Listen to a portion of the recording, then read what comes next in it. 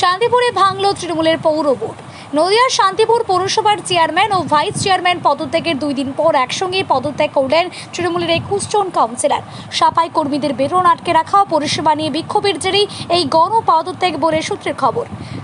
24 আসনের পৌরসভায় 22টি ছিল তৃণমূলের দখলে, ফলে কার্যত ভেঙে গেল পৌর বোর্ড। এবার প্রশাসন বসার পথে শান্তিপুর পৌরসভার আমাদের তৃণমূল কংগ্রেসের আমরা যে 22 জন কাউন্সিলর নির্বাচিত হয়েছিলাম 2022 সালে, তার মধ্যে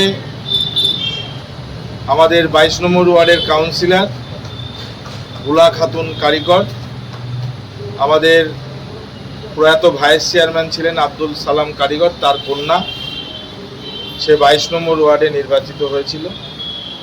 বুলা খাতুন তিনি মারা গেছেন। এই মুহূর্তে আমরা 21 জন তৃণমূল কংগ্রেসের কাউন্সিলর ছিলাম। আমরা আজকে 21 তারিখ আমরা শান্তিপুর পৌরসভার 21 জন তৃণমূল কংগ্রেসের কাউন্সিলর আমরা সবাই একযোগে পদত্যাগ করলাম। গত পরশুদিন আপনারা দেখেছেন আমাদের শান্তিপুর পৌরসভার সম্মানীয় প্রাক্তন চেয়ারম্যান সুব্রত ঘোষ, প্রাক্তন ভাইস চেয়ারম্যান কৌশিক প্রামাণিক, তারা রিজাইন দিয়েছিলেন।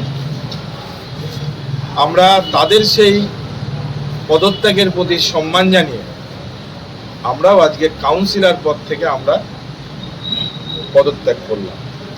এই কথাটা আপনাদেরকে জানালাম। এবং পৌরসভার যেহেতু আমি কাউন্সিলর ছিলাম, আমাদের ভাইস চেয়ারম্যান ছিলেন কৌশিক প্রামাণিক, সিআইসি মেম্বার ছিলেন নরেশলাল সরকার, সিআইসি মেম্বার ছিলেন প্রিয়াঙ্কা ভট্টাচার্য, নাজিরা বেগম, বিকাশ শাহ অসুস্থ আছে, শুভজিৎ দে।